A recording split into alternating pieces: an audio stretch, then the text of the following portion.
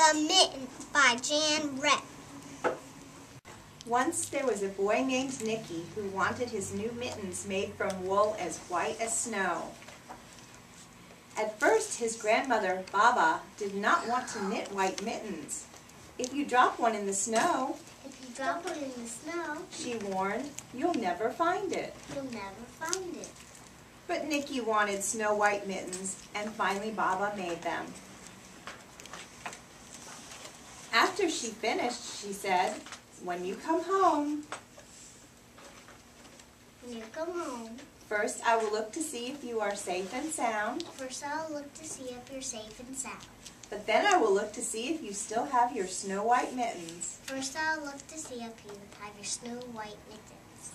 So off Nicky went, and it wasn't long until one of his new mittens dropped in the snow and was left behind. A mole, tired from tunneling along, discovered the mitten and burrowed inside. It was cozy and warm and just the right size, so she decided to stay. A snowshoe rabbit came hopping by. She stopped for a moment to admire her winter coat. It was then that she saw the mitten, and she wiggled in, feet first. The mole didn't think there was room for both of them, but when she saw the rabbit's big kickers, she moved over.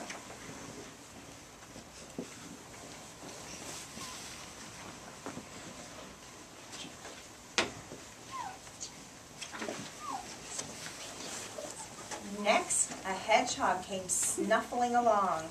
Having spent the day looking under wet leaves for things to eat, he decided to move into the mitten and warm himself. The mole and the rabbit were bumped and jostled, but not being ones to argue with someone covered with prickles, they made room.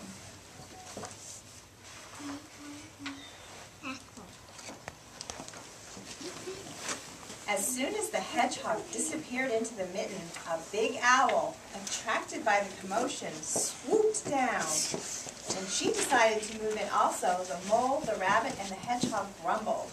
When they saw the owl's glinty talons, they quickly let her in.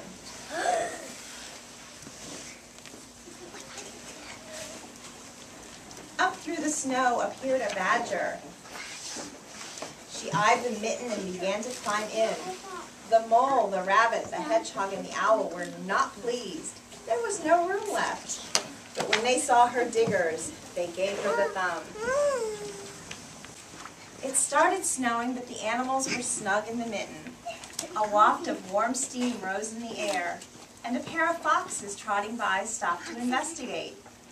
Just the sight of the cozy mitten made them feel drowsy. The foxes poked their muzzles in.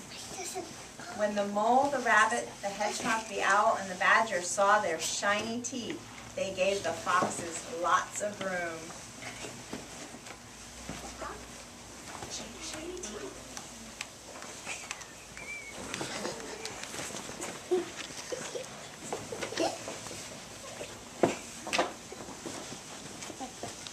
A great bear lumbered by. She spied the mitten all plumped up. Not being one to be left outside in the cold, she began to nose her way in. The animals were packed in as tightly as could be. The mitten swelled and stretched. It was pulled and bulged to many times its size, but Baba's good knitting held fast. Along came a meadow mouse, no bigger than an acorn. He wriggled into the one space left and made himself comfortable on top of the great bear's nose.